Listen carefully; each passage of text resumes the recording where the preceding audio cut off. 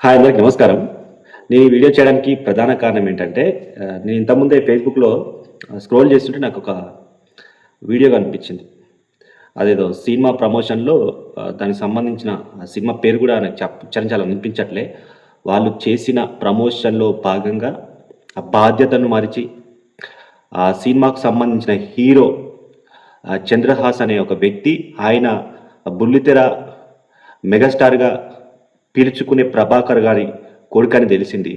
ఆయన బహిరంగ స్టేజ్ మీద ఒక పాట పాడుతూ వీడియో ఉన్నది ఫేస్‌బుక్‌లో.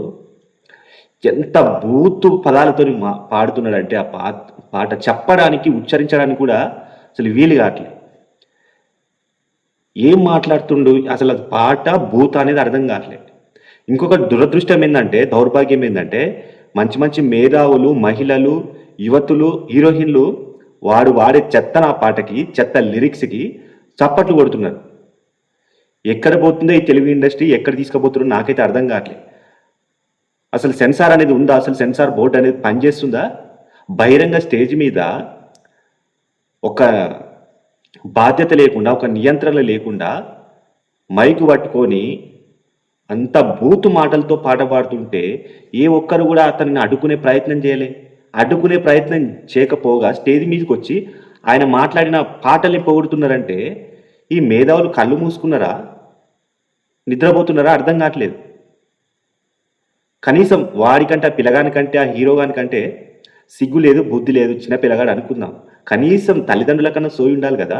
ఒక బహిరంగ స్టేజ్ మీద పాటలు పాడేటప్పుడు లిరిక్స్ ఏమున్నాయో చూసుకునేది తెలవదా? మీ సినిమా ప్రమోషన్‌ల కోసం, మీ మీ సినిమా వ్యూస్ కోసం, మీ పాటలు హైలైట్ కావడం కోసం, వైరల్ కావడం కోసం ఇంత చీప్ ట్రిక్స్ ప్లే చేసి జనాల మీదకి వదలాలా? ఇంత దిగజారాలా మీరు?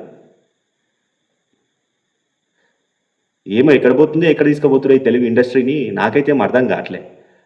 ఇంకా ఇప్పుడు ఆయన ఎవరో ఒక జర్నలిస్టు ఈయన పాడిన పాటపై స్పందిస్తూ తన అభిప్రాయం చెబితే ఆ చంద్రహాస్ అనే ఒక హీరో బయటికొచ్చి వార్నింగ్ ఇస్తూ మాట్లాడుతున్నాడు.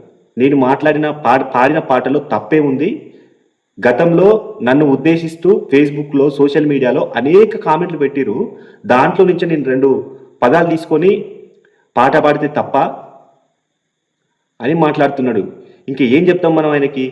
ఇంత ఇమ్మెచ్యూర్డ్ ఫెల్లో ఇప్పుడు ఆయన ఏమంటున్నాడు? అశోక్ అనే ఒక జర్నలిస్ట్‌ని బెదిరిస్తూ నాకు 24 అవర్స్‌లో నువ్వు చేసిన కామెంట్స్ పైన బహిరంగ క్షమాపణ చెప్పకపోతే నీ సంగతేందో చూస్తా అంటూ ఆయన బ్లాక్‌మెయిల్ చేస్తూ బెదిరించే ప్రయత్నం చేస్తున్నాడు. ఏందో మరి నాకైతే ఏం అర్థం కావట్లే. ప్రభుత్వం ఇలాంటి వాటిపైన కూడా కఠిన చర్యలు తీసుకోవాల్సిన అవసరం ఉన్నది. నేను రేపు ఈ చంద్రహాస్ అనే వ్యక్తి పాడిన పాట పైన రేపు పిఎస్‌లో కంప్లెయింట్ చేయబోతున్నా. మీరు కూడా మీ అభిప్రాయాన్ని కామెంట్ రూపంలో తెలియజేసే ప్రయత్నం చేయండి. Thank you. ధన్యవాదాలు.